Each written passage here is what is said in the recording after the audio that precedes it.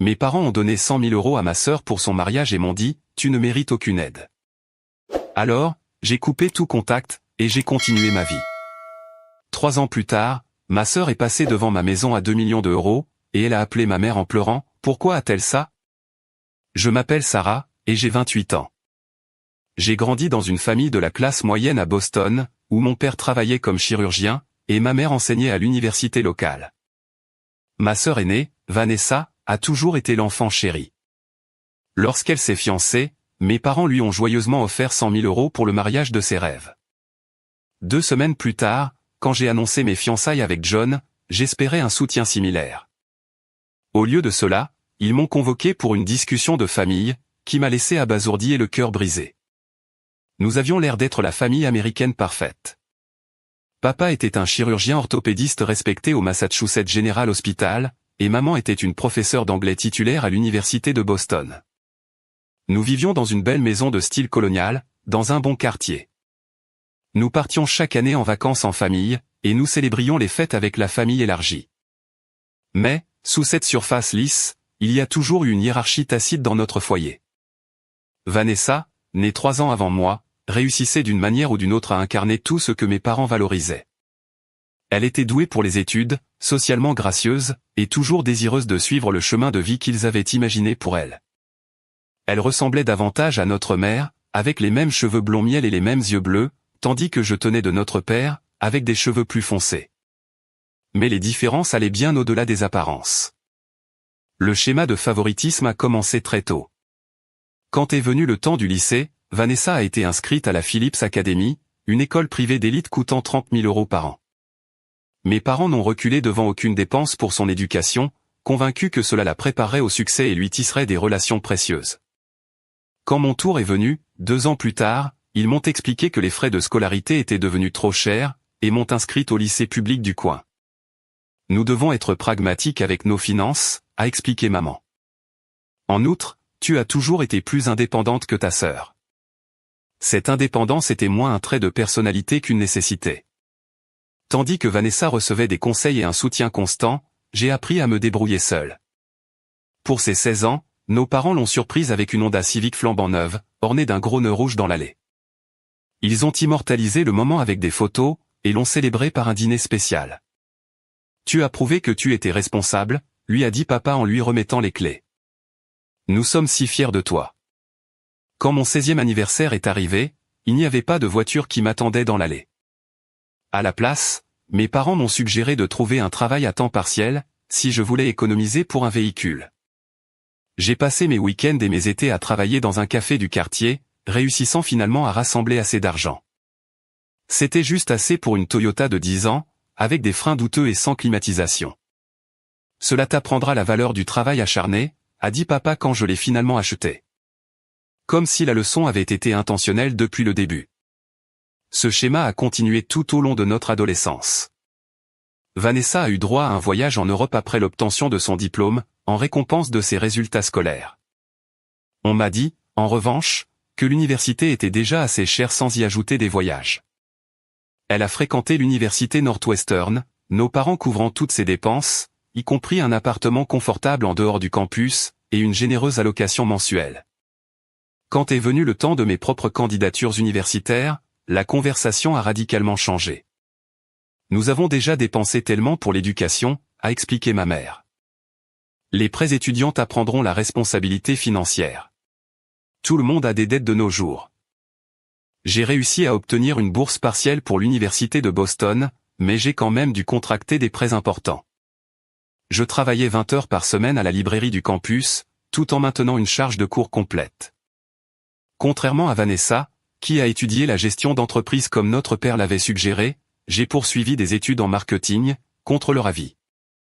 Ils estimaient que c'était moins prestigieux que le droit ou la médecine, les carrières qu'ils espéraient me voir choisir. Le marketing, c'est pour les gens qui n'ont pas pu entrer dans de meilleurs programmes, a commenté mon père lors d'un dîner de fête, sans même prendre la peine de baisser la voix. Malgré les comparaisons constantes et leurs déceptions, j'ai excellé dans mon programme. J'ai figuré sur la liste du doyen à chaque semestre, et j'ai décroché des stages très compétitifs. Pendant les étés, j'ai développé un réseau d'amis d'un grand soutien, qui sont devenus comme une famille pour moi. Et surtout, lors de ma 3e année, j'ai rencontré John. John étudiait l'ingénierie informatique, et travaillait dans le département informatique de l'université pour l'aider à payer ses études. Tout comme moi, il avait été élevé avec l'attente d'être autosuffisant. Ses parents étaient enseignants, et ils lui avaient fait comprendre que, bien qu'il l'aime, il ne pouvait pas se permettre de financer son éducation ou son style de vie. Au lieu de se sentir en droit d'exiger leur soutien, il avait relevé le défi avec détermination et courage. Nous nous sommes immédiatement rapprochés, grâce à nos expériences et nos valeurs communes. Alors que Vanessa et moi nous étions éloignés au fur et à mesure que nos vies divergeaient, John et moi nous sommes rapprochés à chaque épreuve. Nous étudions ensemble à la bibliothèque jusqu'à la fermeture, partagions des repas bon marché dans nos minuscules appartements, et rêvions de construire quelque chose de significatif ensemble, un jour.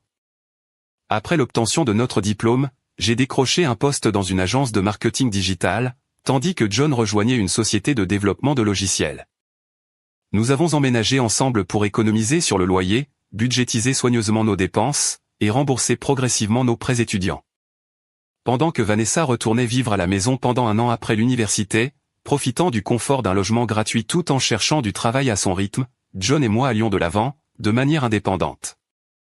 3 ans après l'obtention de notre diplôme, John m'a demandé en mariage lors d'une randonnée d'un week-end dans les montagnes blanches. Il n'y avait pas de mise en scène élaborée, ni de bague coûteuse, juste un moment authentique entre deux personnes qui avaient bâti des fondations de respect mutuel et d'amour. La bague avait appartenu à sa grand-mère. C'était un simple anneau en or avec un petit diamant, qui signifiait bien plus pour moi que n'importe quel bijou extravagant. Nous n'avons besoin de rien de luxueux, ai-je dit à John lorsque nous avons commencé à discuter des plans du mariage. Juste quelque chose de petit et de significatif, avec les gens qui tiennent vraiment à nous. Nous avons fixé un budget de 10 000 €, ce qui représentait des mois d'économie rigoureuse. Nous avions prévu d'organiser la cérémonie dans un parc local, avec une réception dans notre restaurant de quartier préféré. Pas d'arrangements floraux élaborés, ni de robe de créateur, juste une célébration sincère de notre engagement. C'était notre plan, jusqu'à ce que Vanessa annonce ses fiançailles avec Grégory, le fils de l'un des associés de mon père à l'hôpital. Grégory n'avait jamais travaillé un seul jour de sa vie, vivant d'un fonds de placement et des relations de sa famille.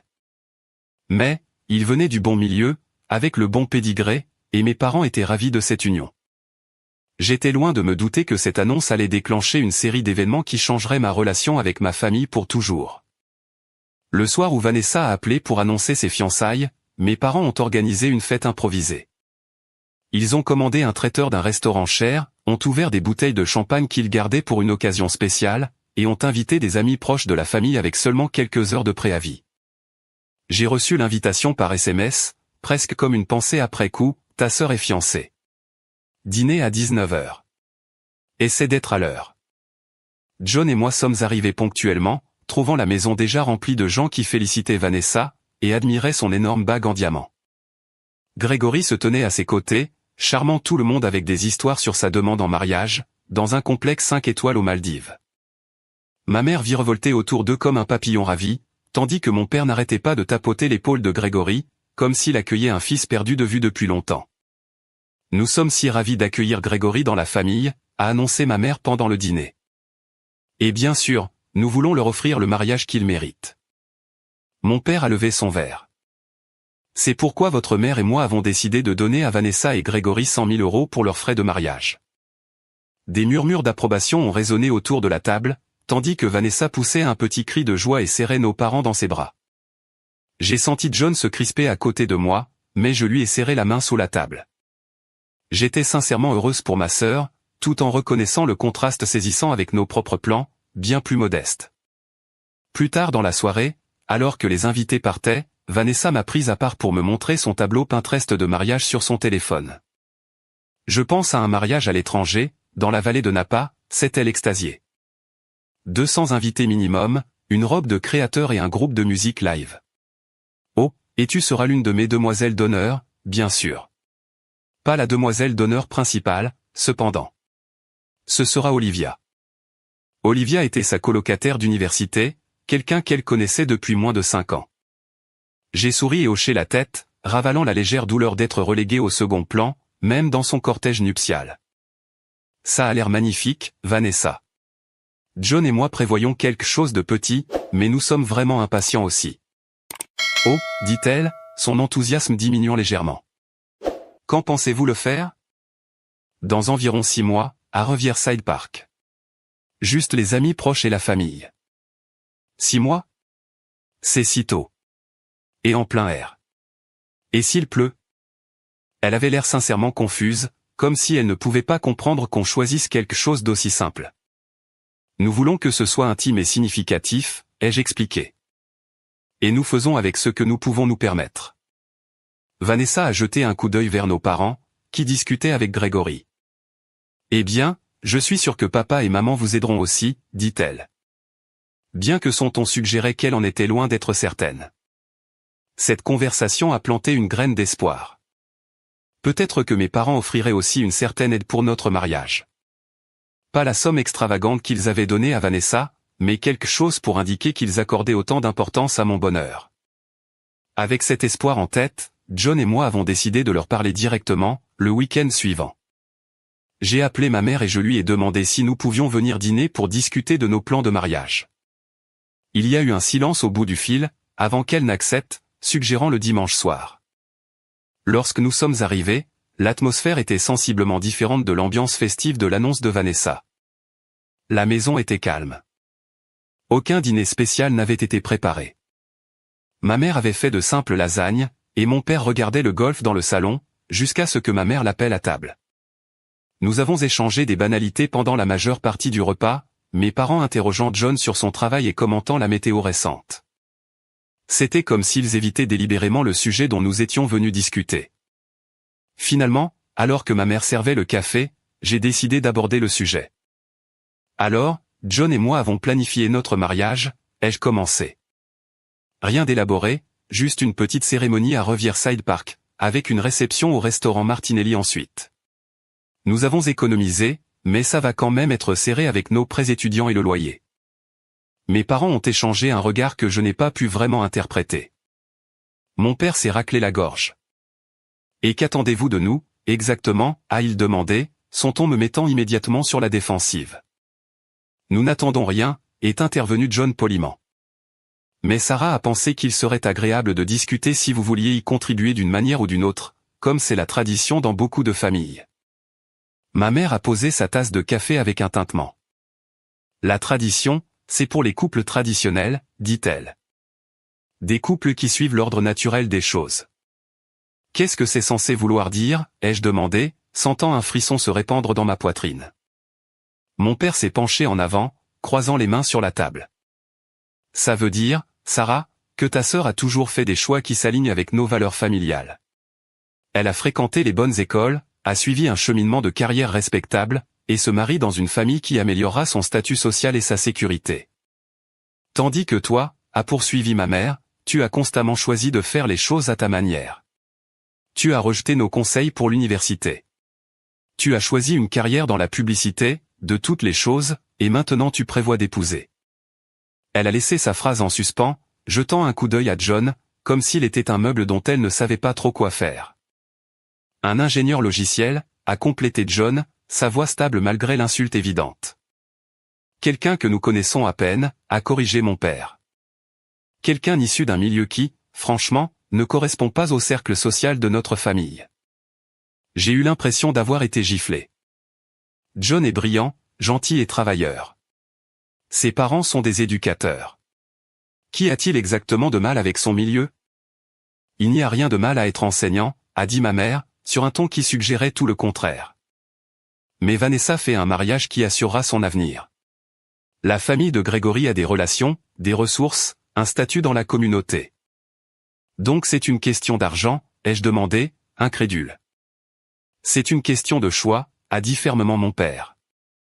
Et le simple fait est, Sarah, que tu ne mérites pas la même aide que Vanessa. Tu ne l'as pas gagnée. Ces mots m'ont frappé comme des coups physiques. Tu ne mérites pas. Tu ne l'as pas gagnée. Que aurais-je dû faire pour mériter votre soutien, ai-je demandé, ma voix dépassant à peine un murmure. Épouser quelqu'un de riche. Étudier ce que vous vouliez que j'étudie. Être quelqu'un d'autre que ce que je suis. Ma mère a soupiré, comme si j'étais délibérément difficile. Cette attitude est exactement ce dont nous parlons. Vanessa comprend les obligations familiales. Elle vient nous rendre visite régulièrement, assiste aux réceptions avec nous, maintient les bonnes connexions sociales. Que as-tu fait à part poursuivre tes propres intérêts, sans te soucier de la façon dont les choses fonctionnent? Nous avons travaillé dur, ai-je dit, refoulant mes larmes. Nous avons payé notre propre chemin, construit des carrières dont nous sommes fiers, trouvé le bonheur ensemble.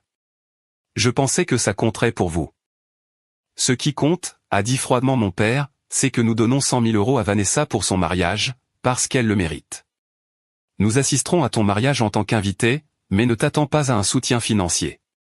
Tu as fait tes choix d'indépendance. Maintenant, vis avec. John a cherché ma main sous la table, son contact manquant à la réalité, alors que la pièce semblait tourner.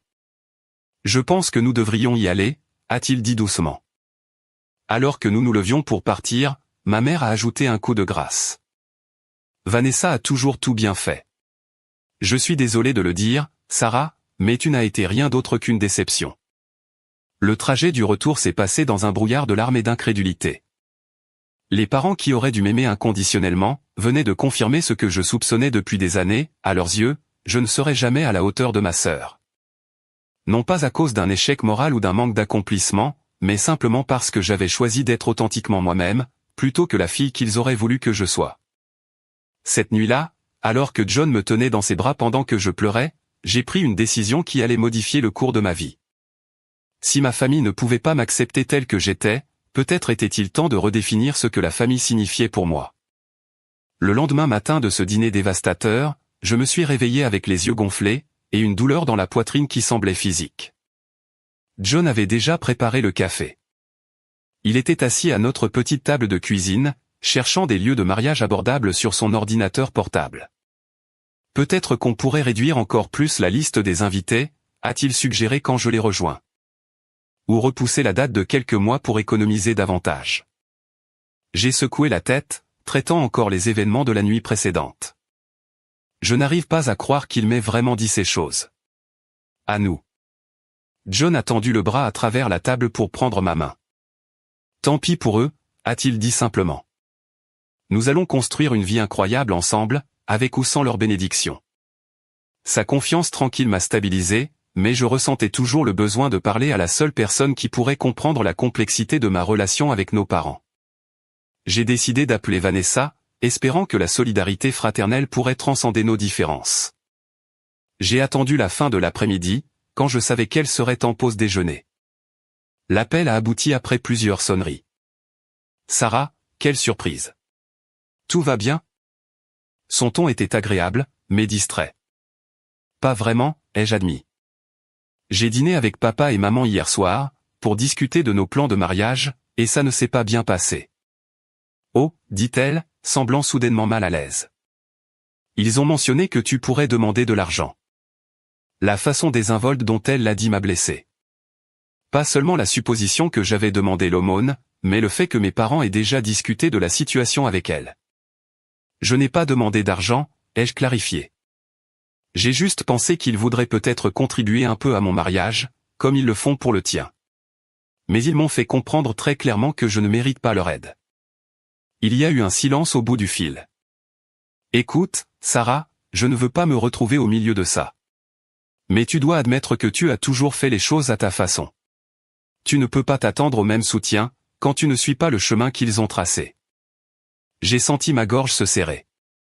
Donc, tu es d'accord avec eux, pour dire que je suis indigne parce que j'ai fait mes propres choix. Ne sois pas si dramatique, dit-elle. Ce n'est pas une question d'être digne. Il s'agit des attentes familiales.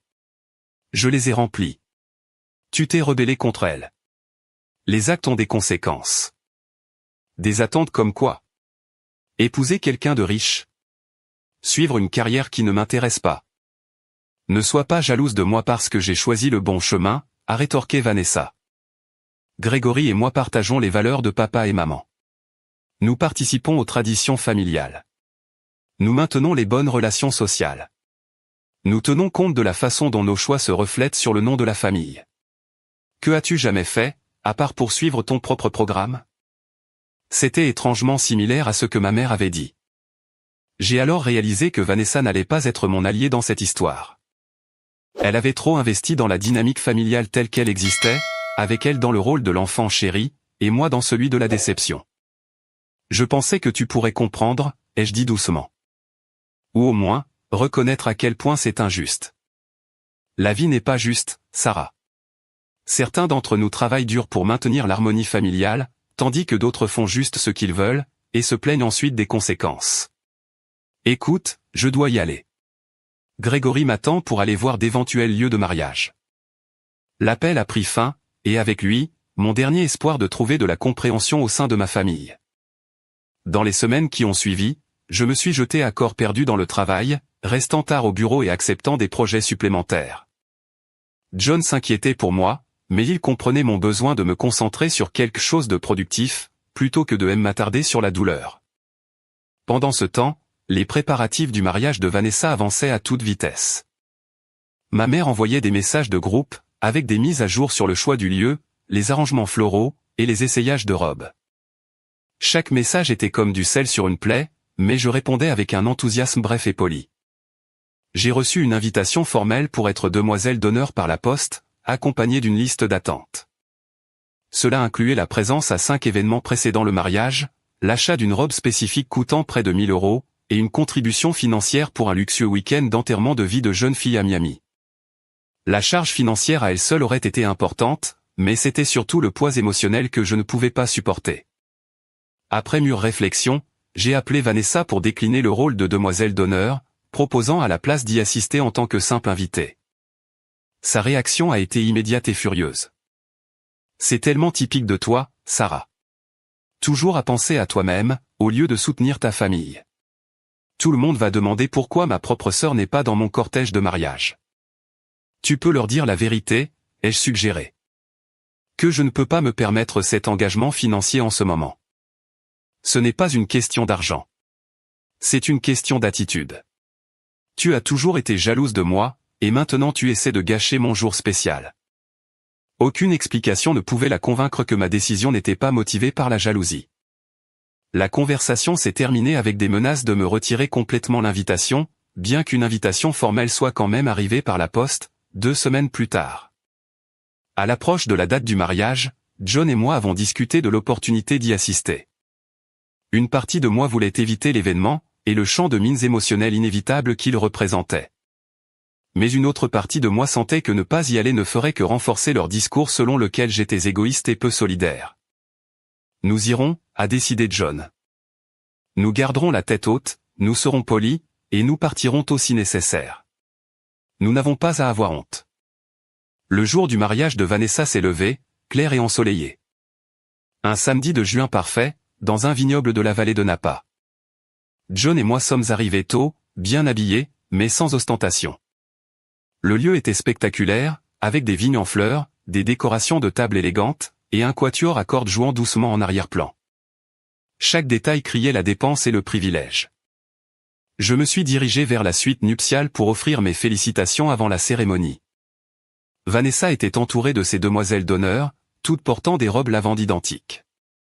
Elle était éblouissante, dans une robe de créateur sur mesure, qui coûtait probablement plus cher que tout notre budget de mariage.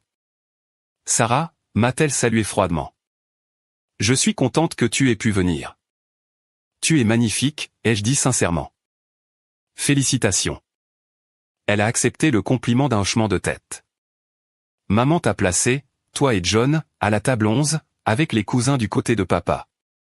J'espère que ça ira. La table 11, j'allais le découvrir plus tard, était la plus éloignée de la table d'honneur, cachée derrière un grand arrangement floral. Nous étions assis avec des parents éloignés, qui semblaient confus quant à notre identité. Une vieille grand-tante n'arrêtait pas de demander à John s'il était le garçon photographe. Pendant la réception, mes parents ont fait leur tournée, s'arrêtant à chaque table pour discuter avec les invités. Quand ils ont atteint la nôtre, leur salutation a été cordiale mais brève. Sarah, John, content que vous ayez pu venir, a dit mon père d'un ton guindé, comme si nous étions des connaissances d'affaires plutôt que sa famille. Superbe cérémonie, ai-je proposé. Vanessa a l'air heureuse. Elle le mérite, a répondu ma mère. Elle nous a toujours rendus fiers. Le sous-entendu flottait dans l'air entre nous, contrairement à toi. Le véritable coup de couteau a eu lieu pendant les toasts. Mon père s'est levé, a levé son verre, et a parlé de la joie de voir sa fille devenir une femme exemplaire, qui avait comblé tous les espoirs qu'il fondait sur elle. Vanessa n'a jamais fait un faux pas, a-t-il dit avec fierté. Chaque choix, chaque décision a été réfléchie, et alignée sur nos valeurs familiales. Et maintenant, elle a trouvé un partenaire qui partage ses valeurs, et qui l'aidera à perpétuer notre héritage familial d'excellence. Ma mère a suivi avec son propre discours, soulignant l'adhésion de Vanessa à la tradition et au devoir familial. Certains enfants suivent leur propre chemin, a-t-elle dit, son regard me cherchant brièvement dans la foule. Mais Vanessa a toujours compris l'importance des attentes familiales. Ce mariage, que nous sommes fiers de soutenir pleinement, est un témoignage de son caractère.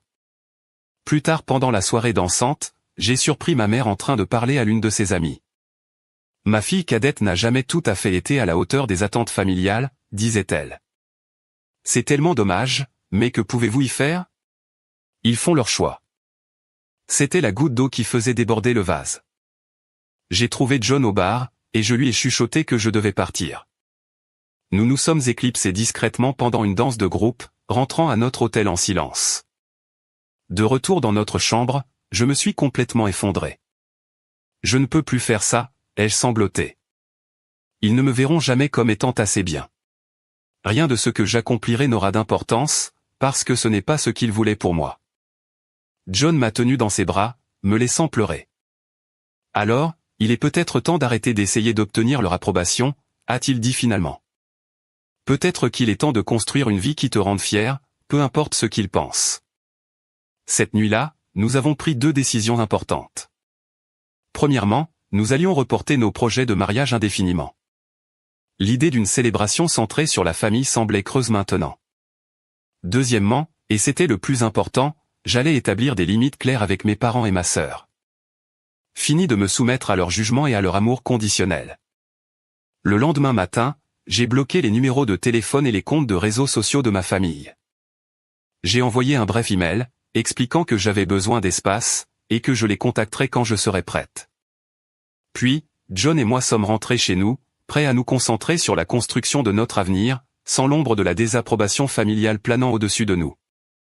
Ce fut la décision la plus difficile que j'ai jamais prise, mais aussi la plus libératrice. J'étais loin de me douter que cette rupture douloureuse nous mettrait sur la voie d'un succès dépassant tout ce que j'aurais pu imaginer.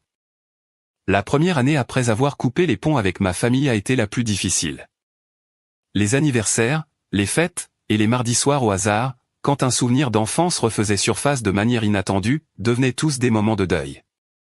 Je pleurais non seulement la relation que nous avions, mais aussi celle que j'avais toujours espéré que nous pourrions développer un jour.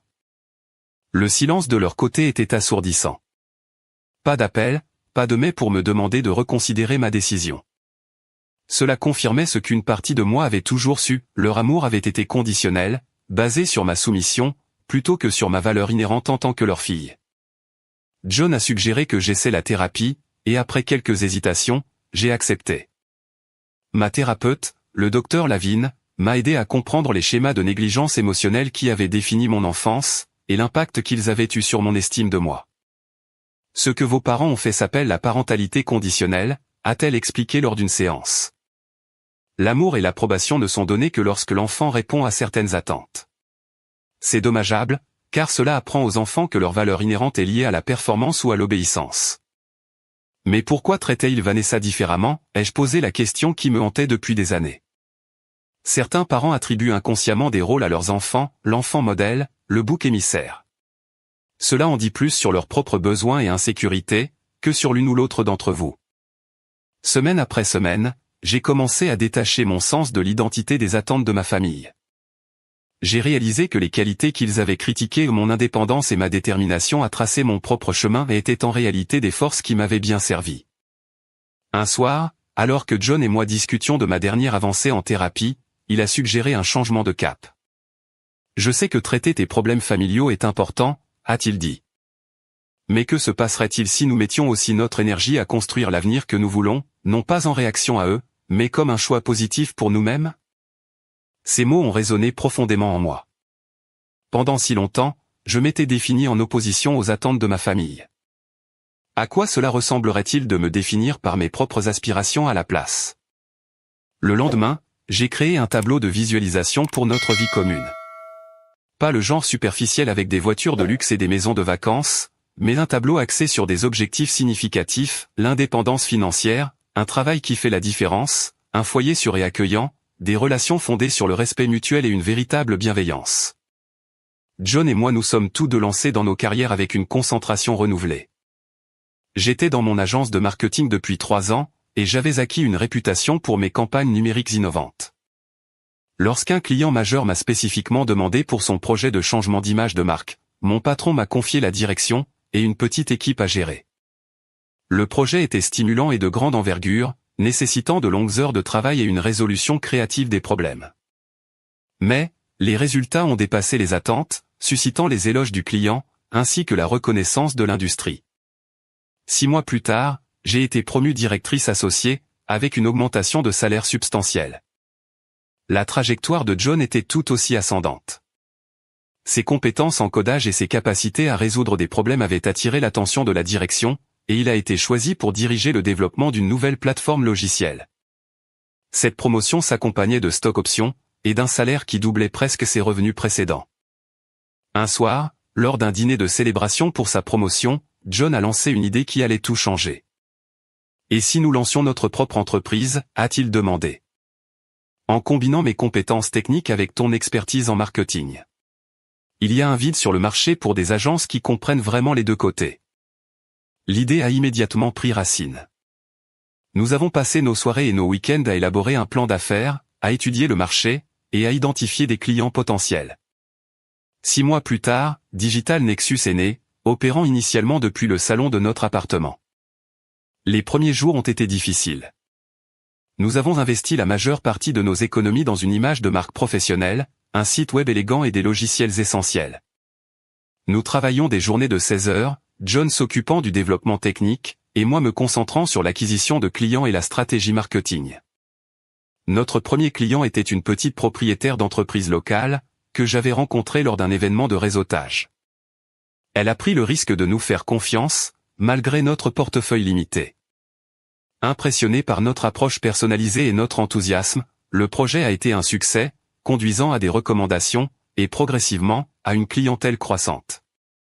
Au bout de 4 mois, nous avons décroché notre premier client majeur, une chaîne de restaurants régionale ayant besoin d'une refonte numérique complète. Le projet était complexe, et les enjeux importants, nous obligeant à embaucher 2 pigistes pour aider à la charge de travail. La pression était immense, notre réputation et notre stabilité financière étant toutes deux en jeu. La nuit précédant la présentation au client, nous avons travaillé jusqu'à 3 heures du matin, peaufinant chaque aspect des livrables. Je me souviens avoir regardé John de l'autre côté de notre bureau improvisé à la maison, son visage illuminé par l'écran de l'ordinateur, et avoir ressenti une vague de gratitude. Alors que ma famille biologique avait rejeté notre potentiel, nous construisions quelque chose de significatif ensemble. La présentation a été un triomphe. Le client a non seulement approuvé notre travail, mais nous a également recommandé à plusieurs partenaires commerciaux.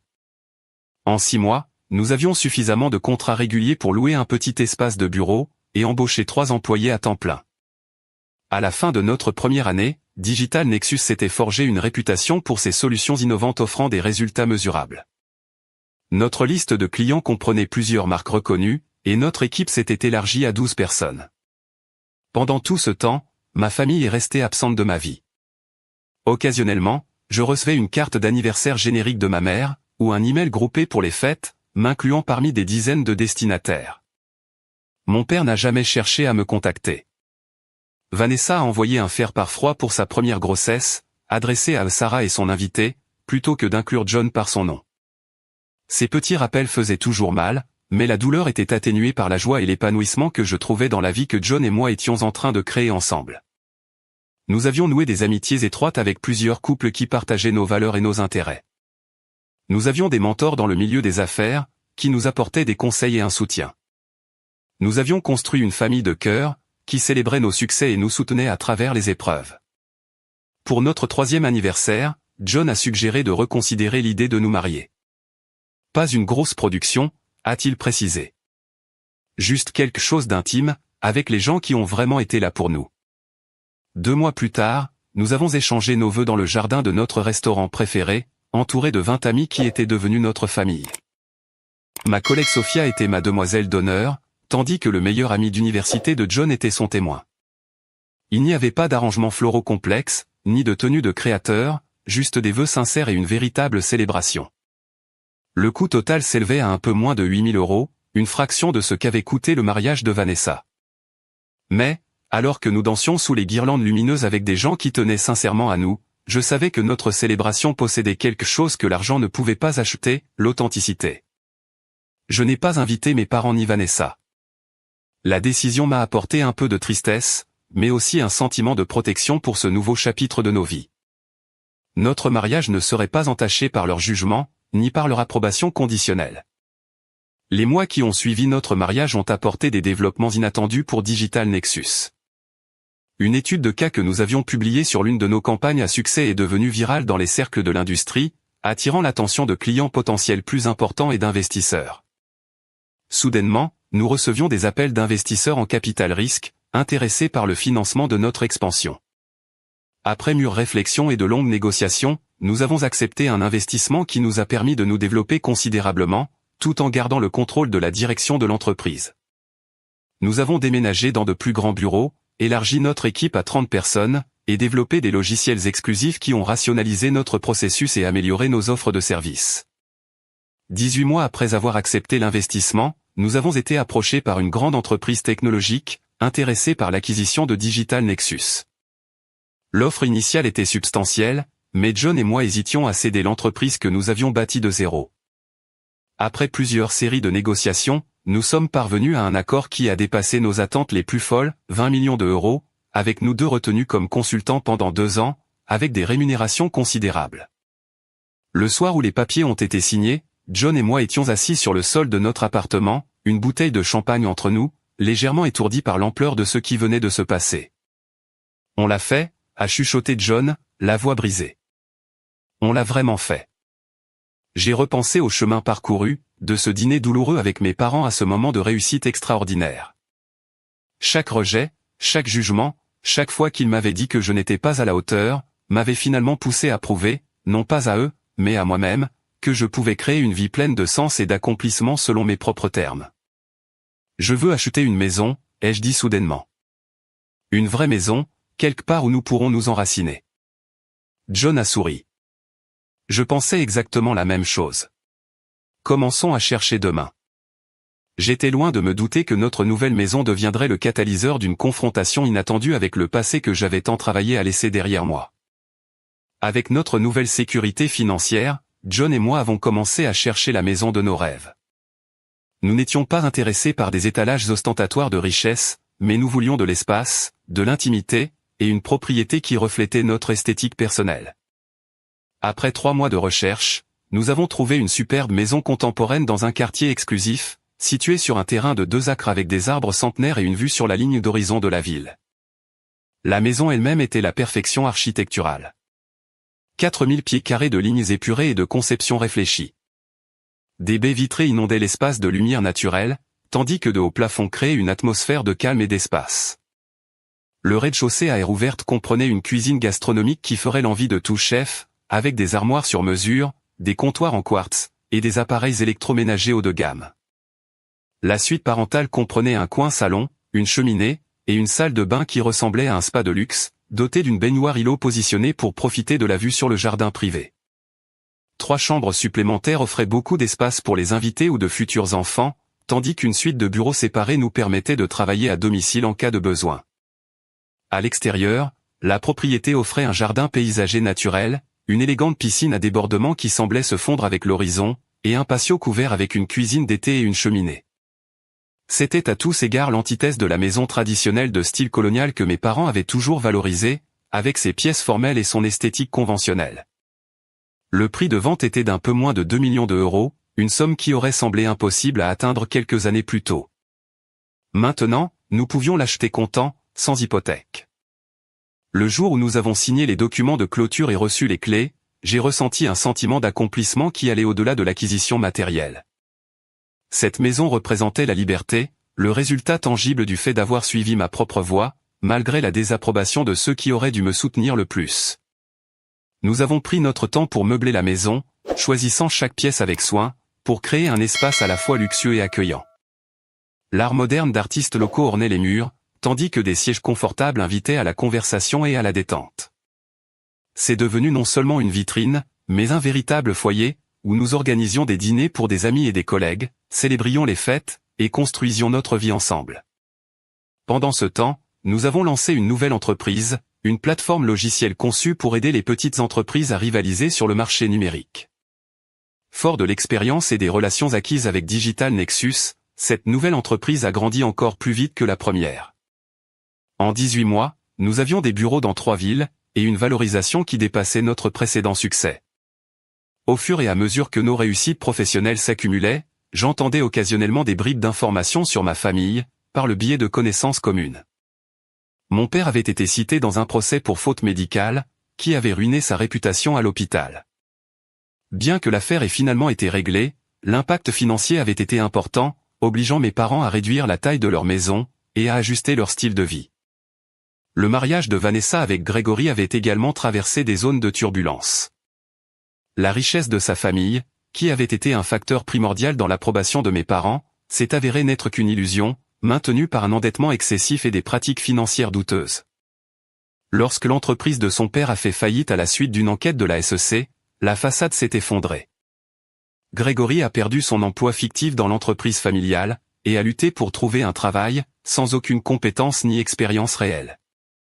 J'ai appris que Vanessa et Grégory avaient été forcés de vendre leur maison récemment achetée dans le quartier exclusif que mes parents avaient inventé. Ils ont déménagé dans une modeste maison de ville dans une banlieue de classe moyenne, le genre d'endroit que mes parents avaient toujours subtilement dénigré. Vanessa avait pris un emploi dans un département marketing d'entreprise, mettant enfin son diplôme de commerce en pratique, par nécessité plutôt que par choix. Ces développements ne m'ont pas apporté de joie. Malgré tout, je ne souhaitais pas de malheur à ma famille. Mais il y avait une certaine justice poétique dans l'effondrement des choses même qu'ils avaient valorisées au-dessus des liens véritables et de l'amour inconditionnel. Un beau samedi de printemps, John et moi prenions le petit déjeuner sur notre patio, discutant des préparatifs d'un gala de charité que nous allions organiser le mois suivant, quand mon téléphone a vibré. C'était un SMS de Sophia, l'une des rares personnes à connaître mon histoire familiale. Je viens de voir ta sœur conduire lentement devant ta maison. J'ai pensé que tu devrais le savoir. J'ai ressenti un frisson malgré la douce matinée ensoleillée. Sophia vivait à 3 maisons de chez nous, et avait rencontré Vanessa une fois à notre mariage. Le fait qu'elle l'ait reconnue était déjà assez troublant, mais l'idée que Vanessa espionne essentiellement notre maison était profondément dérangeante. Es-tu sûr que c'était elle, ai-je répondu par SMS. Positive. Elle s'est arrêtée de l'autre côté de la rue pendant plusieurs minutes, regardant fixement ta maison. Je promenais le chien et j'ai croisé son regard. Elle est partie immédiatement. J'ai montré le message à John, qui a froncé les sourcils. C'est étrange. Penses-tu qu'elle était juste curieuse, ou y a-t-il autre chose qui se trame? Je n'en ai aucune idée, ai-je admis. Nous ne nous sommes pas parlé depuis plus de 3 ans. Plus tard dans l'après-midi, ma question a trouvé sa réponse lorsque mon téléphone a sonné avec un numéro que je n'avais pas vu depuis des années. Ma mère. Mon doigt a plané au-dessus du bouton de rejet, mais la curiosité l'a emporté. Allô, ai-je répondu prudemment. Sarah, c'est vraiment toi. La voix de ma mère semblait plus âgée, plus hésitante que dans mes souvenirs. Oui, c'est moi. Tout va bien? Malgré tout, ma première pensée fut de m'inquiéter que quelqu'un puisse être malade ou blessé. Oui, eh bien, aussi bien qu'on puisse l'espérer. Elle a fait une pause, semblant rassembler ses pensées. Je pense que nous sommes en retard pour une conversation. Tu ne trouves pas? Ça fait trop longtemps. La façon désinvolte dont elle faisait référence à notre éloignement, comme s'il s'agissait d'une décision mutuelle plutôt que d'une réponse à leur rejet, m'a fait serrer le téléphone plus fort. Pourquoi appelles-tu maintenant, après tout ce temps, ai-je demandé directement. Une autre pause. Tu nous manques, Sarah. La famille ne devrait pas être séparée comme ça. Eh bien, Vanessa a mentionné qu'elle est passée par hasard devant ta nouvelle maison aujourd'hui. Elle a l'air très impressionnante. Voilà. Pas d'inquiétude pour mon bien-être, ni de regret pour leur comportement passé, mais une prise de conscience de ma réussite financière. Elle n'est pas passée par hasard, ai-je corrigé. Nous vivons dans une communauté fermée, à 40 minutes de son quartier. Elle a dû chercher délibérément notre adresse. Eh bien, quoi qu'il en soit, a poursuivi ma mère, élue dans ce fait. Ça nous a fait réaliser à quel point ça fait longtemps que nous ne t'avons pas vu.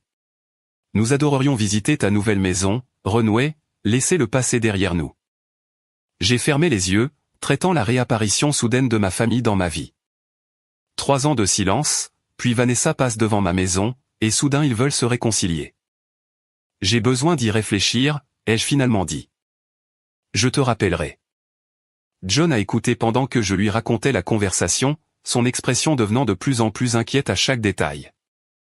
On dirait qu'ils ont découvert que tu as réussi, et que maintenant ils veulent en faire partie, a-t-il observé. Le timing est pour le moins suspect. J'ai hoché la tête, la même pensée m'ayant traversé l'esprit, mais une partie de moi se demandait si je devais au moins les écouter, non pas pour eux, mais pour pouvoir clore ce chapitre moi-même. Après de longues discussions, John et moi avons convenu d'une rencontre limitée. Je les inviterai chez nous, j'établirai des limites claires, et je verrai si une véritable réconciliation était possible, ou si leur motivation était aussi égoïste que nous le soupçonnions. J'ai rappelé ma mère le lendemain. Vous pouvez venir prendre un café ce samedi à 14 h, ai-je dit, gardant un ton neutre. Juste pour parler. Merveilleux, s'est-elle exclamée. Ton père et moi serons là. Devons-nous apporter quelque chose? Juste vous-même, ai-je répondu. Et maman, Vanessa est la bienvenue aussi. Il y a eu un moment de silence. Oh. Je le lui ferai savoir. Je suis sûr qu'elle adorerait te voir. Après avoir raccroché, j'ai ressenti un mélange d'anxiété et de résolution. Quoi qu'il arrive samedi, j'affronterai ma famille d'une position de force, sûre de la vie et de l'identité que je m'étais bâtie. Il n'avait plus aucun pouvoir sur mon sentiment de valeur ou d'appartenance. Le samedi est arrivé avec un ciel dégagé et des températures douces. John et moi avions préparé un assortiment simple de café, de thé et de pâtisserie d'une boulangerie locale, disposant le tout sur le patio surplombant la piscine et le jardin. À l'approche de 14 h, nous nous sommes positionnés dans le salon, visibles à travers les grandes fenêtres, mais sans attendre anxieusement à la porte. À 14 h précises, la sécurité du portail a appelé pour annoncer des visiteurs. Quelques minutes plus tard, une voiture que je ne reconnaissais pas s'est garée dans notre allée circulaire. Mon père est sorti le premier, suivi de ma mère. Tous deux semblaient plus vieux que dans mes souvenirs. La dernière à sortir fut Vanessa, son expression difficile à lire de loin. Elle tenait un sac à main de créateur, qui avait l'air neuf mais daté probablement d'une saison précédente, avec l'expression pincée de quelqu'un qui essaie très fort de paraître indifférent. John m'a serré la main une fois, avant que nous avancions pour ouvrir la porte d'entrée. Le moment était venu d'affronter la famille qui m'avait dit un jour que je ne méritais pas leur soutien. Seulement maintenant, je me tenais dans une maison de 2 millions d'euros, que j'avais acquise entièrement sans eux.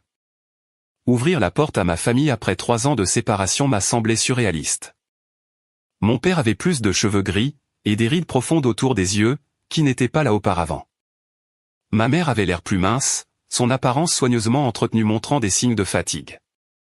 Sarah, a dit ma mère en s'avançant les bras tendus, comme si ces années de silence avaient été un malentendu mineur.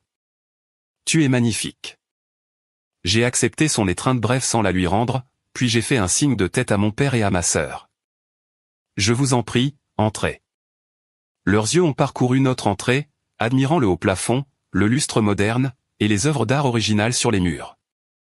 Ma mère a laissé échapper un petit bruit d'appréciation, tandis que mon père redressait les épaules, comme s'il se préparait pour une réunion d'affaires plutôt que pour des retrouvailles familiales. Votre maison est ravissante, a glissé ma mère, pendant que je les conduisais vers le salon principal. Très contemporaine. Merci, a répondu John, s'avançant pour se tenir à côté de moi. Nous avons conçu certains éléments nous-mêmes. Mon père lui a tendu la main de manière guindée. John, vous avez bonne mine. Vous aussi, monsieur, a répondu John avec une courtoisie professionnelle.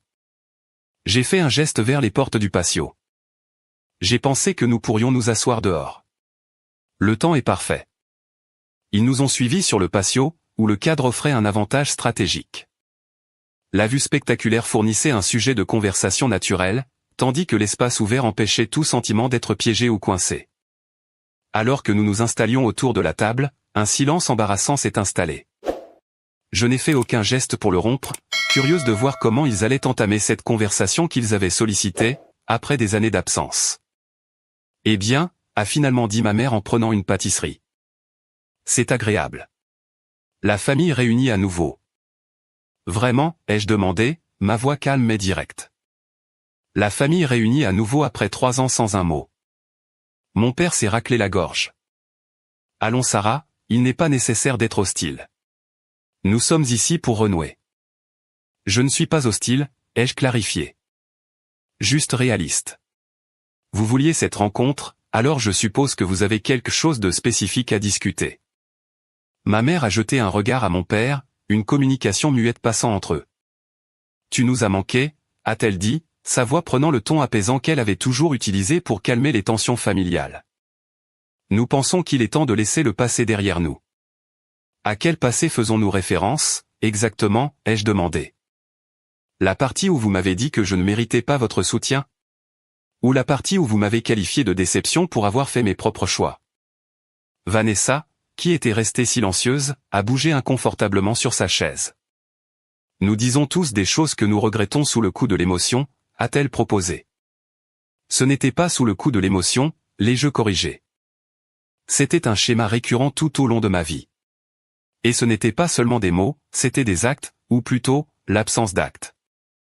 Mon père a posé sa tasse de café avec une précision délibérée. Nous avons peut-être été trop durs, a-t-il concédé, la chose la plus proche d'une excuse que je n'ai jamais entendue de sa part.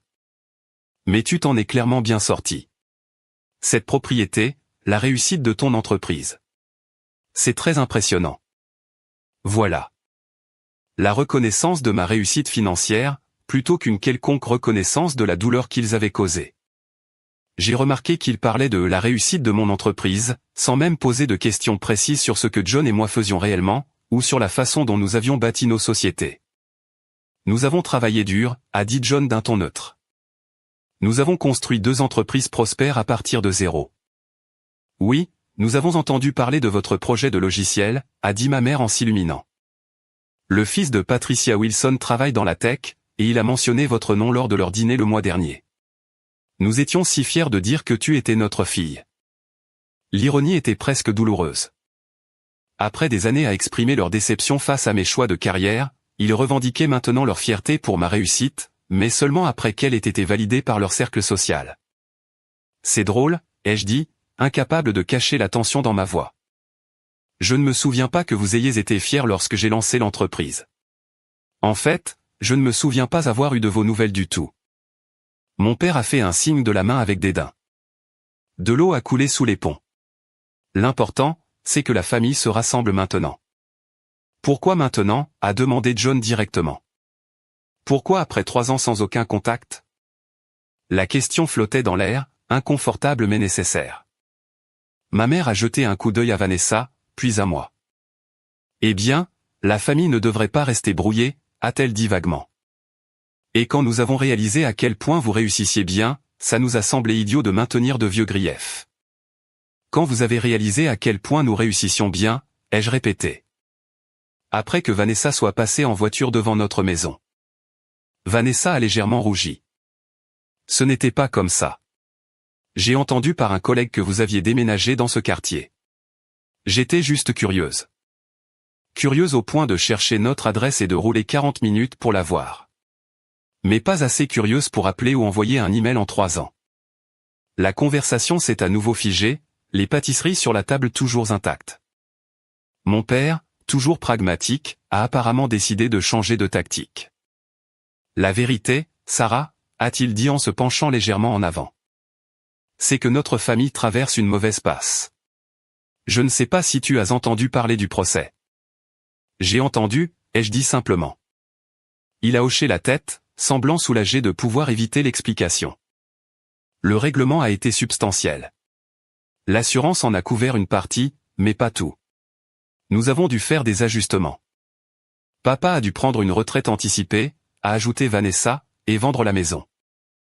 Je suis désolé de l'entendre, ai-je dit, et je le pensais. Malgré tout, je ne tirais aucun plaisir de leurs difficultés. Et la situation de la famille de Grégory a été difficile aussi, a poursuivi ma mère, en jetant un regard compatissant à Vanessa.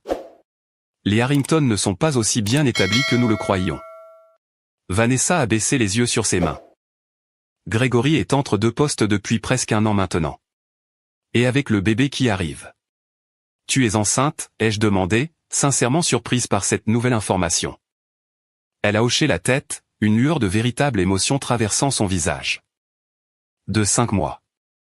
Pendant un bref instant, j'ai ressenti un élan de connexion envers cette nièce à naître, que je ne connaîtrai peut-être jamais. Mais ce sentiment a rapidement été éclipsé, par la prise de conscience que cette réunion tout entière avait un motif inavoué, qui devenait de plus en plus clair. Félicitations, ai-je dit sincèrement. Les enfants sont une bénédiction. Ma mère a saisi ce moment de chaleur. Ils le sont en effet. C'est pourquoi la famille est si importante.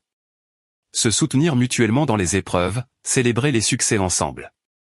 Mon père, moins patient avec l'approche indirecte, est allé droit au but. Allons droit à l'essentiel. La communauté médicale peut être impitoyable après un procès pour faute professionnelle, quelles que soient les circonstances. Je fais de la consultation maintenant, mais reconstruire ma réputation nécessite des connexions, des ressources. Et Grégory a besoin d'investisseurs pour sa nouvelle entreprise, a ajouté Vanessa. Quelque chose dans la tech, comme ce que toi et John faites. Il a d'excellentes idées, il a juste besoin du bon soutien financier. Et bien sûr, a conclu ma mère, la famille devrait se soutenir, de la façon dont nous avons soutenu le mariage de Vanessa, par exemple. C'est juste ce que font les familles. L'audace était à couper le souffle. Après m'avoir dit que je ne méritais pas leur soutien, après des années de silence, ils étaient maintenant assis chez moi, à attendre une aide financière. Non pas parce qu'ils reconnaissaient leur comportement passé ou montraient de véritables remords, mais simplement parce que nous partagions le même ADN, et que j'avais maintenant des ressources auxquelles ils voulaient accéder. J'ai regardé John, trouvant dans ses yeux la stabilité qui avait été mon véritable soutien à travers tout ça. Puis je me suis tourné vers ma famille, me sentant étrangement calme et lucide. Je crois comprendre maintenant pourquoi vous vouliez renouer, ai-je dit d'une voix égale. Et j'apprécie votre honnêteté, même s'il a fallu voir ma maison pour la faire émerger. Ma mère a souri, semblant soulagée que le sous-entendu soit maintenant explicite. Alors tu vas nous aider? Nous pensions à un prêt, pour commencer. Peut-être 200 000 € pour aider ton père à rétablir son cabinet de consultation, et peut-être la même somme pour le projet de Grégory. La famille qui investit dans la famille. La façon désinvolte dont elle nommait ces sommes substantielles, comme s'il s'agissait de jetons insignifiants, plutôt que de plus d'argent qu'il ne m'avait jamais offert, confirmait tout ce que j'avais besoin de savoir sur ces retrouvailles. Je me suis levé lentement, me redressant de toute ma hauteur. J'ai besoin d'être honnête avec vous aussi, ai-je dit. Je ne vous ai pas invité ici aujourd'hui pour négocier des arrangements financiers. Je vous ai invité parce qu'une partie de moi se demandait si une véritable réconciliation était possible. Mon père a froncé les sourcils, sentant le changement de direction. Sarah, ne sois pas dramatique. Nous discutons simplement de questions familiales pratiques. Non, l'ai-je corrigé. Vous demandez de l'aide financière à la fille à qui vous avez explicitement dit qu'elle ne méritait pas votre soutien. La fille dont vous avez critiqué les choix de vie, et dont vous avez refusé de contribuer au mariage parce que, et je cite, je ne l'avais pas gagné. C'était différent, est intervenue Vanessa. Nous ne savions pas que tu deviendrais si performante. Ces mots sont restés suspendus dans l'air. La vérité nue, enfin exposée. Leur façon de me traiter avait été basée sur un calcul de ce que je pouvais leur apporter, et non sur un amour inconditionnel ou une croyance en ma valeur. Merci pour cette clarification, Vanessa, ai-je dit doucement.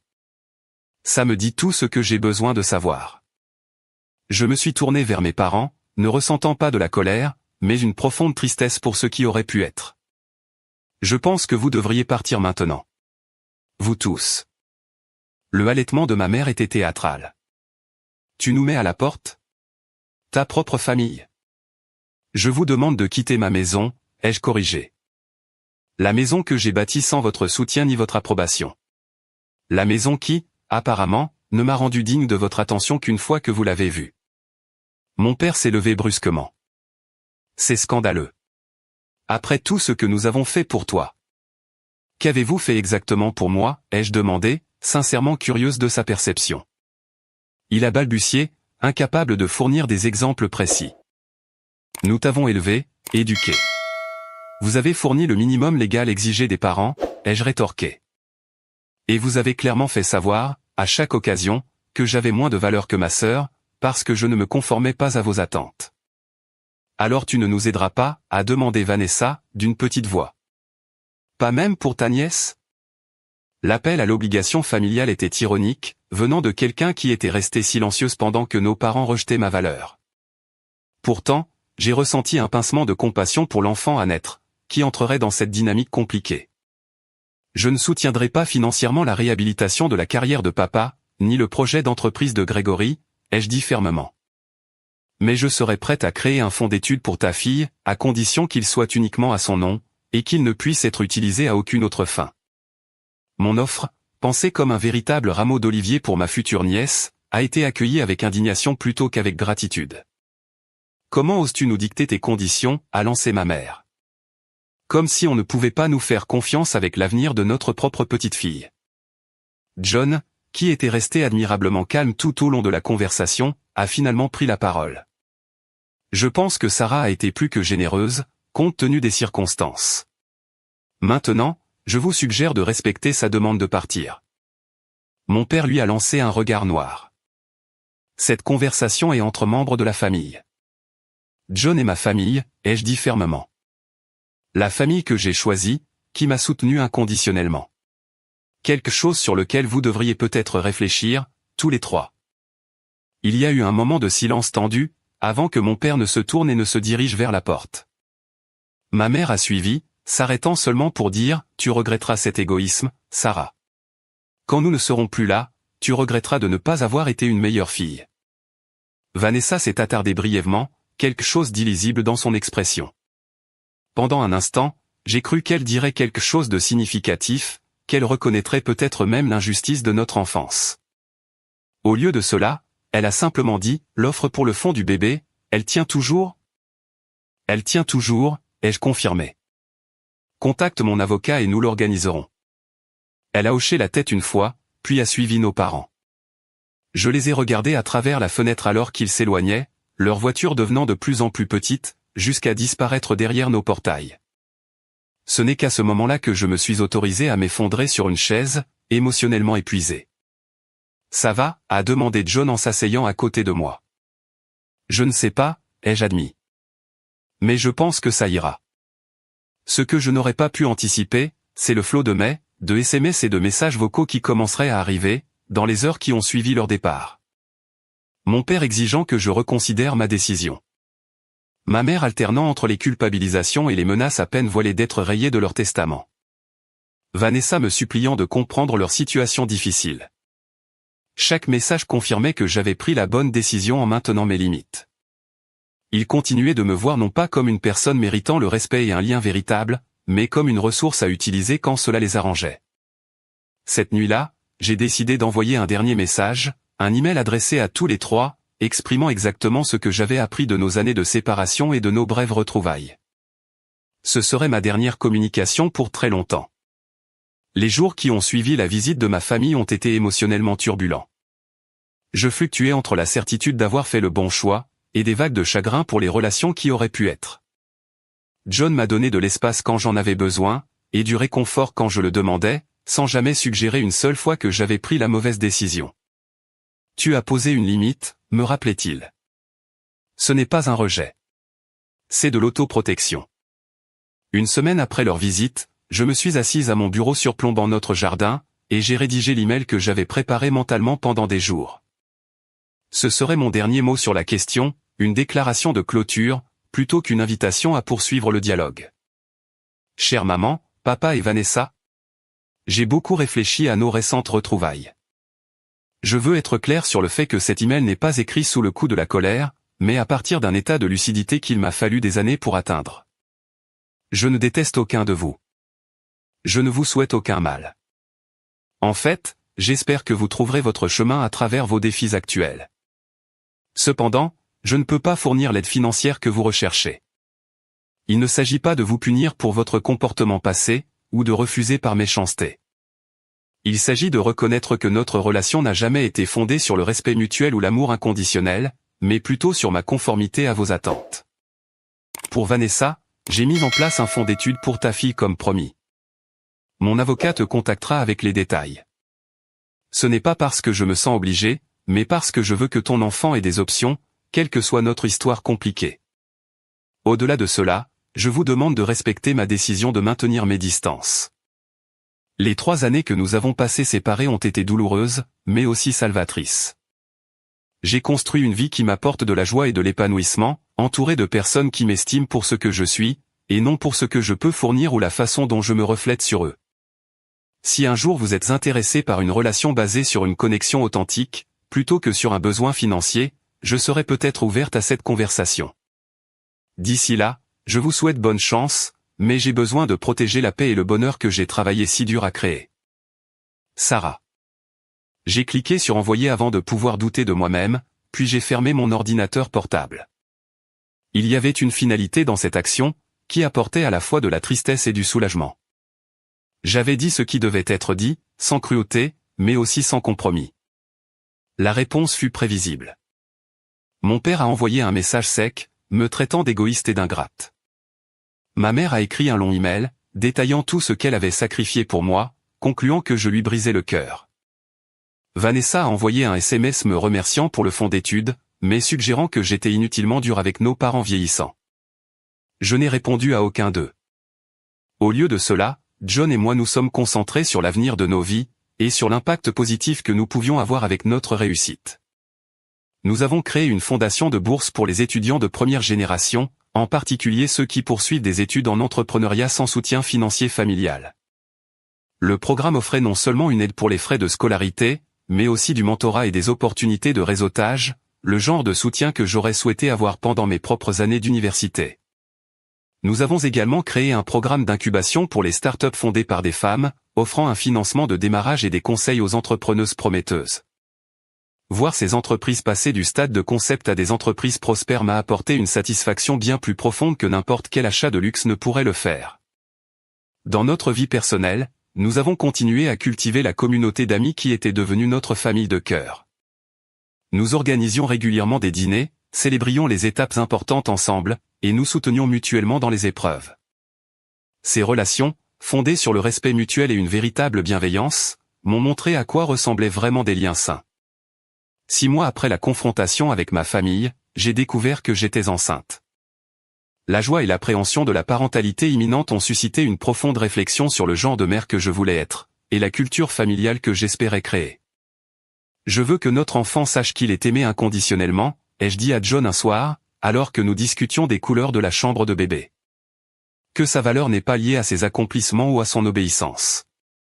Ils le sauront, m'a assuré John. Parce que nous comprenons tous les deux à quel point c'est important. Au fur et à mesure que ma grossesse avançait, je pensais souvent au schéma de dysfonctionnement familial, et à la facilité avec laquelle il pouvait se perpétuer sans un effort conscient. J'ai lu des livres sur la parentalité émotionnellement saine, j'ai rejoint des groupes de soutien pour les futures mères, et j'ai même repris la thérapie, pour traiter mes propres expériences d'enfance, avant de mettre au monde une nouvelle vie. Un soir, en triant de vieilles photographies pour un album de souvenirs de bébé, j'ai trouvé une photo de moi à environ 7 ans, me tenant fièrement à côté d'un projet d'expo science. Mon sourire était large, ma posture confiante. Je me souvenais très bien de cette journée, l'excitation de présenter mon travail, le ruban bleu que j'avais gagné. Ce dont je me souvenais aussi, avec mon point de vue d'adulte, c'était la réponse tiède de mes parents. La 2e place, c'est bien, avait dit mon père. Vanessa a gagné la première l'année dernière. Bien sûr. En regardant cette enfant pleine d'espoir, j'ai fait une promesse silencieuse à mon bébé à naître. Tu ne seras jamais comparé. Tes accomplissements seront célébrés pour leur propre mérite, et non mesurés à l'aune de ceux de quelqu'un d'autre. Ta valeur ne sera jamais remise en question. 2 mois plus tard, notre fille Emma est née. Un beau bébé de 7 livres en pleine santé, avec les yeux de John et mon menton déterminé. En la tenant dans mes bras à l'hôpital, j'ai ressenti un amour si pur et inconditionnel, qu'il a mis en évidence, par contraste, la nature conditionnelle de l'amour que j'avais reçu en grandissant. Mes parents et Vanessa ont envoyé des cartes de félicitations obligatoires et un cadeau pour le bébé. J'ai envoyé des mots de remerciement polis, mais je n'ai pas prolongé d'invitation à venir nous rendre visite. Les limites que j'avais établies restaient importantes, peut-être même encore plus maintenant que j'étais responsable de protéger, non seulement moi-même, mais aussi mon enfant. Alors qu'Emma grandissait, passant de nourrisson à petite fille, je regardais avec émerveillement la personne qu'elle devenait, me réjouissant de son unicité plutôt que d'essayer de la modeler selon un moule prédéterminé. Quand elle montrait de l'intérêt pour quoi que ce soit la peinture au doigt ou les blocs de construction, nous encouragions sa curiosité, sans jugement ni attente. Pour son 3e anniversaire, alors que nous célébrions avec les amis proches qui étaient devenus ses tantes et oncles honoraires, j'ai repensé au voyage qui m'avait mené jusqu'ici. De ce dîner douloureux où mes parents m'avaient déclaré indigne, à la création d'une entreprise florissante, jusqu'à ce moment de joie simple, regarder ma fille souffler ses bougies, soutenue par des personnes qui nous aimaient de manière authentique. La plus grande réussite de ma vie n'était pas la maison à 2 millions d'euros ou les entreprises rentables, bien que ces accomplissements aient été importants. C'était d'avoir construit une vie alignée sur mes propres valeurs, plutôt que sur les attentes de quelqu'un d'autre. C'était d'avoir créé une culture familiale basée sur l'acceptation et le soutien, plutôt que sur l'approbation conditionnelle et la comparaison. Parfois, le plus beau cadeau que nous puissions recevoir, c'est le rejet qui nous oblige à trouver notre propre chemin. Le fait que mes parents me disent que je ne méritais pas leur aide m'a poussé à prouver, non pas à eux, mais à moi-même, que je pouvais créer quelque chose de significatif selon mes propres termes. Le rejet, aussi douloureux soit-il, m'a finalement libéré des contraintes de leur définition étroite du succès. La famille dans laquelle nous naissons nous façonne, mais elle ne nous définit pas. Parfois, nous devons créer notre propre définition de la famille, en rassemblant des personnes qui voient notre valeur et soutiennent notre moi authentique. Et parfois, la chose la plus aimante que nous puissions faire pour nous-mêmes, c'est de maintenir des limites avec ceux qui ne peuvent pas, ou ne veulent pas, nous offrir le respect et l'acceptation que nous méritons. Je ne sais pas si ma relation avec mes parents et ma sœur guérira un jour. Ce que je sais, c'est que je n'attends plus leur approbation ni leur validation. Je suis trop occupé à vivre une vie qui me rend fier, à élever une fille qui ne remettra jamais en question sa valeur inhérente, et à contribuer à un monde qui reconnaît la valeur au-delà de la réussite matérielle ou du statut social. Je n'ai pas construit cette vie pour prouver quoi que ce soit à ma famille. Mais j'en suis venu à comprendre que, parfois, les rejets les plus cruels ouvrent les plus belles portes. Vous ne savez jamais à quel point vous êtes fort, jusqu'à ce qu'être fort soit votre seule option. Avez-vous déjà eu à choisir entre les attentes de votre famille et votre propre chemin? Comment avez-vous géré cette décision difficile? Et alors que cette histoire se glisse doucement dans les ombres de votre esprit, se dissolvant dans les espaces silencieux où la mémoire et le mystère s'entrelacent, comprenez que ce n'était jamais juste une histoire. C'était un éveil, une pulsation brute de vérité humaine, enveloppée dans des secrets murmurés et des émotions voilées. Chaque mot est un éclat de réalité fracturée. Chaque phrase, un pont entre des mondes visibles et invisibles. Entre la lumière de la révélation, et l'abîme sombre de ce qui reste non dit. C'est ici, dans cet espace liminal, que les histoires respirent leur magie la plus puissante, remuant les chambres les plus profondes de votre âme, provoquant les peurs inexprimées, les désirs enfouis, et les espoirs fragiles qui s'accrochent à votre cœur comme des braises fragiles. C'est le pouvoir de ces récits, de ces confessions numériques murmurées dans le vide, où l'anonymat devient le masque de la vérité, et où chaque spectateur devient le gardien de secrets trop lourds à porter seul. Et maintenant, ce secret, cet écho tremblant de la réalité de quelqu'un d'autre, devient une partie de votre propre récit ombragé. Il s'entrelace avec vos pensées, éveillant cette curiosité indéniable, cette faim insatiable de savoir ce qui se cache au-delà.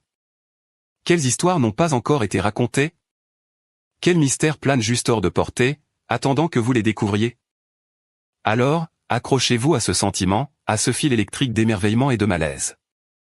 Car c'est ce qui nous connecte tous, à travers la vaste toile invisible de l'expérience humaine. Et si votre cœur s'emballe, si votre esprit s'attarde sur les décides et les possibilités, alors vous savez que l'histoire a fait son œuvre. Sa magie s'est tissée dans la trame de votre être. Alors, avant de quitter ce royaume, souvenez-vous de ceci, chaque histoire que vous rencontrez ici est une invitation murmurée à regarder plus profondément, à écouter plus attentivement, à embrasser les ténèbres tout autant que la lumière. Et si vous vous êtes retrouvé perdu, si vous vous êtes retrouvé changé, même légèrement, alors honorez cette connexion en gardant la flamme vivante. Aimez cette vidéo si l'histoire vous a hanté. Abonnez-vous pour rejoindre la confrérie des chercheurs qui traquent les vérités invisibles. Et activez la cloche, aussi. Soyez le premier à accueillir la prochaine confession, la prochaine ombre, la prochaine révélation qui attend de surgir des profondeurs. Parce qu'ici, nous ne nous contentons pas de raconter des histoires. Nous les invoquons, et nous devenons des réceptacles pour les oublier, les cacher et les non-dits. Et vous, chers auditeurs, êtes devenus une partie de ce rituel sacré. Alors, jusqu'à ce que le prochain conte vous trouve dans les heures tranquilles, gardez vos sens aiguisés, votre cœur ouvert, et ne cessez jamais de poursuivre les murmures dans le silence. Merci d'avoir regardé. Prenez soin de vous. Bonne chance. Après avoir écouté l'histoire d'aujourd'hui, peut-être a-t-elle soulevé de nouvelles questions dans votre esprit, ou peut-être a-t-elle ravivé de vieux souvenirs. Chaque jour sur Reddit, de nouvelles expériences et de nouveaux moments créent des histoires inédites, et ils nous connectent tous. Chacun a son propre parcours unique dans la vie, et nous essayons tous de comprendre le monde à notre façon. Ces types de moments nous rappellent que nous sommes tous humains, parfois heureux, parfois tristes, et toujours en train d'apprendre quelque chose de nouveau. Si vous avez apprécié cette histoire, n'hésitez pas à la partager avec vos amis. Vos pensées et vos retours nous sont toujours précieux, car ils nous motivent à créer un contenu encore meilleur. Chaque histoire a son propre angle unique, et notre objectif est de comprendre la perspective de chacun, pour rendre notre contenu diversifié et pertinent. Des histoires comme celle-ci nous aident à réaliser que le voyage de la vie est différent pour chacun, et qu'en écoutant les histoires des autres, nous apprenons quelque chose de nouveau. Vous pouvez également partager vos propres histoires avec nous. Vos expériences nous sont tout aussi précieuses. Et si vous avez apprécié cette vidéo, s'il vous plaît, laissez vos commentaires. Nous visons à créer un contenu qui illumine votre esprit, et vous donne de nouvelles idées à chaque fois. Si vous avez déjà vu cette vidéo auparavant, vos retours restent importants. Avec chaque commentaire, nous pouvons améliorer notre contenu et apporter une nouvelle perspective à nos spectateurs. Aujourd'hui, ce que nous avons vu n'était qu'une petite partie des nombreuses histoires partagées sur Reddit et à travers le monde. C'est un rappel de la façon dont nous essayons tous de comprendre la vie, en partageant nos expériences les uns avec les autres. Cette vidéo n'était qu'un exemple de la façon dont nous essayons de nous connecter aux autres par le biais de la narration, en apprenant les différentes facettes de la vie. Nous espérons continuer à partager de telles histoires, qui nous aident tous à apprendre et à grandir ensemble. Merci pour votre temps, et n'oubliez pas de garder un œil ouvert pour d'autres histoires à venir. Si ce n'est pas déjà fait, aimez et suivez-nous pour un contenu encore plus incroyable. Votre soutien nous fait avancer, et nous nous efforcerons de vous apporter des histoires encore plus stimulantes et réconfortantes. Jusqu'à la prochaine fois, prenez soin de vous et restez curieux.